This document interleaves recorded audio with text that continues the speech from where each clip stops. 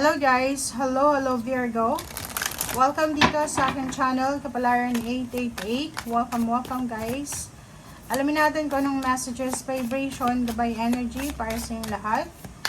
General reading, so I hope na makuha mo yung mensahe na para talaga sa'yo. Okay? Virgo, solitude, island, and go with the flow, ocean. So, nakikita ko sir dito na sigurado yung first week ng December sa'yo ay sobrang tahimik, diba? Napaka-tahimik Virgo, napaka-kalmado, peaceful. Sinasabi dyan sa'yo ng barahan na go with the flow lang. Kung halimbawa walang masyadong ganap ang linggong ito para sa'yo, parang ano lang, kalmado, peaceful, walang ganap, walang plano, parang ganon. So, go with the flow lang, okay? Kasi, wala naman talaga tayong control dito sa mundo. Ang magagawa lang natin is kontrolin yung ating sarili. Okay? So, sa ngayon, kung ano yung ibibigay sa atin ng universe, yun lang yung tatanggapin natin. Okay? Okay, Virgo.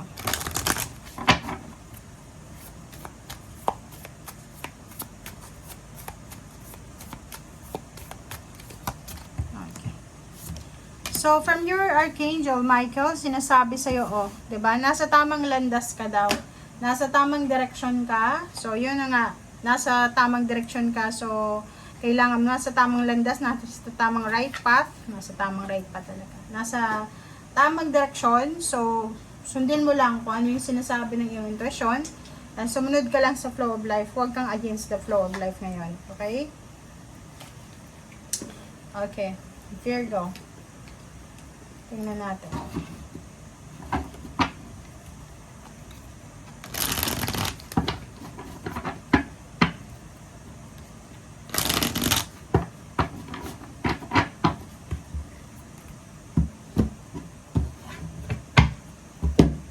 Okay, first card mo dito sa third deck mo is Four of Pentacles. Ang focus mo sa linggong ito is makapag-ipon ng pera.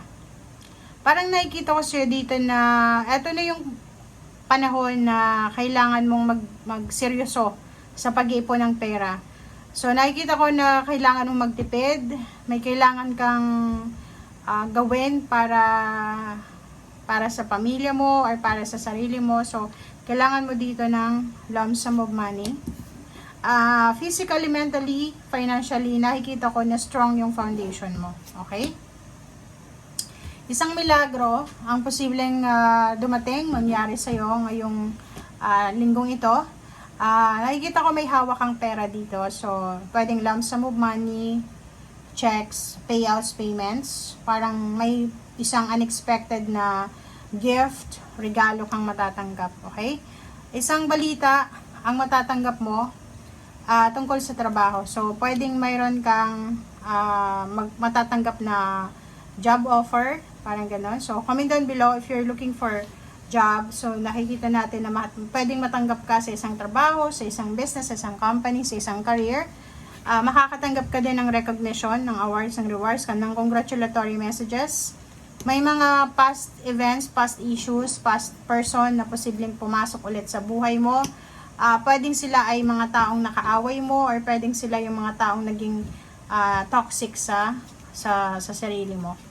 Nakikita ko merong ditong misunderstanding, merong mga hindi magandang relationship na pwedeng maayos or mag-settle.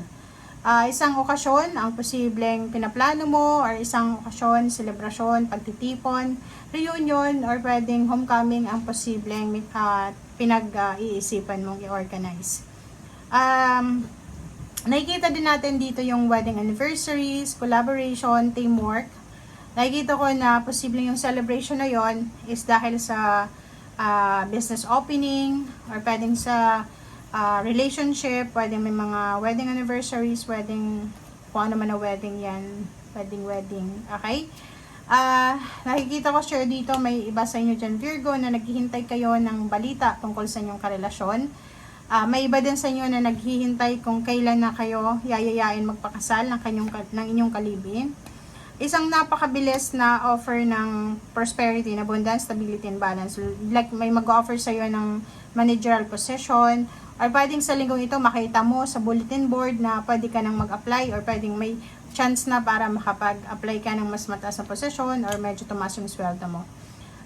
Yung energy of money this week is sobrang balance. So, yung give and take ng money dito, energy is sobrang balance. So, sinasabi sa'yo dito ng barahan na maraming posibleng mangyari na makatulong sa'yo para makapagsimula ka ng bagong buhay. So, ibig sabihin niya, may pagkakataon ka, simula ngayong linggo na mahanap mo talaga yung purpose mo sa buhay. So, ibig sabihin, ang dami mong pwedeng simulan, pwedeng takbuhan, pwedeng gawin, na pwedeng magdala sa'yo ng financial and emotional prosperity. Okay? Sa loob ng pamilya, nakikita ko na mabilis yung actions dito. Pwedeng may mga kapamilya ka na magta-travel, magre-relocate, may kapamilya kang magsa-celebrate, parang ganun. So, comment down below. Okay, tingnan mo, 9 and 10, nakikita natin yung balance sa pera, balance sa relationship, may homecoming, may okasyon, pambata, pangmatanda, pang-community, mayroong travel, may bibili ng sasakyan, may lilipat ng bahay, may aalis, may darating, okay? May freedom din. So, nakikita ko na kung ano man itong minamanifest mong freedom, ay posibleng makuha mo na. Meron kang wish, isa sa wini-wish mo, ang posibleng matuloy or matupad this month of December. So, for the month of December, nakikita ko na marami kang posibleng isa-celebrate na blessings. Unang-una dito yung masayang pamilya, 'di ba? Yung parang bibigyan ka or binigyan ka ng Panginoon ng pagkakataon na ma-enjoy yung pamilya dito sa lupa. Freedom, ang dami mong parang iniisip dati na bakit hindi ako ganito ganyan, bakit hindi ako free, pero simula ngayong December 2024, nakikita ko yung freedom na posibleng mapossess mo, makuha mo.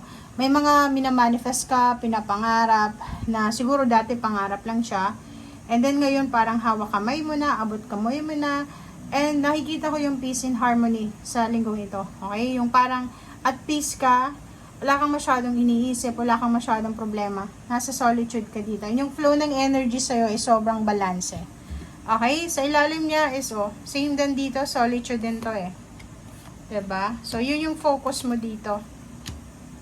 So, nakikita natin dito na Virgo, yung linggong ito ay sobrang masaya kasi peaceful siya. Yung flow ng energy, sobrang peaceful. Emotion, financial, parang divine orchestration. So, kung ano mang mangyari sa linggong ito, sinasabi na ito ay parang nakasulat na sa papel, nakatadhana na, at parang sinasabi sa'yo ng barahan na ito talaga yung mangyayari. Sa ayaw sa gusto mo, mangyayari at mangyayari siya. Okay? Thank you guys. Bye!